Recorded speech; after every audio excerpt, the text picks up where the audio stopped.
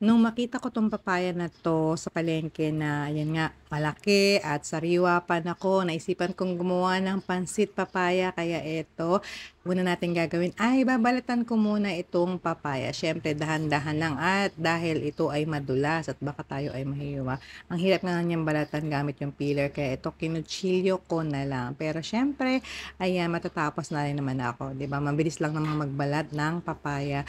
At ito gamit 'tong pangkayod ng buko, ito kakayurin ko para magmukha siyang noodles, 'di ba? Yung iba kasi ang ginagawa nila ay yung pangkudkod ng keso, dun nila kinukudkod. Eh, pero 'di ba maliliit 'yun, kaya mas maganda ganito para medyo mahaba. At ayan na nga, nakatapos na ako ng isang malaking papaya at medyo marami-rami rin naman 'to. At siyempre ang una nating gagawin ay atin naman niyang lalagyan ng tubig at atin niyang bubudburan ng asin.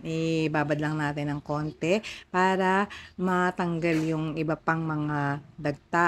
At syempre yung pakla. Pagkatapos kong ibabad ng 10 minuto, ayan, akin naman yung piniga para maalis na yung tubig. At ayan, handang-handa ng ating noodles. At ito yung mga gagamitin ko mga sangkap, bawang, sibuyas, carrot, repolyo, at itong pitso ng manok. Hiniwa ko ng maliliit. Yung atsuete, binabad ko na sa tubig para nga, yan, kumulay na. Yun ang ating ipangsasabaw. At simulan na natin ang pagluluto.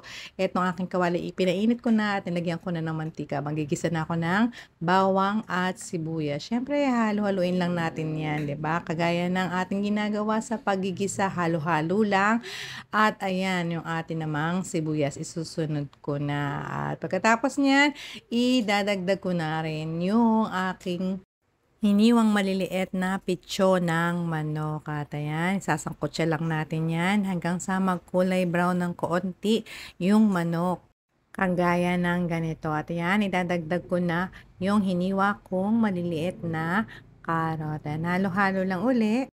At ngayon, idadagdag ko na itong aking ginawang papaya noodles. Ayan, nahaluin ko lang yan. At pagkatapos, atin na yang lalagyan ng sabaw. Ito yung magpapakulay dito sa ating pansit papaya kasi hindi na tayo maglalagay ng toyo dito.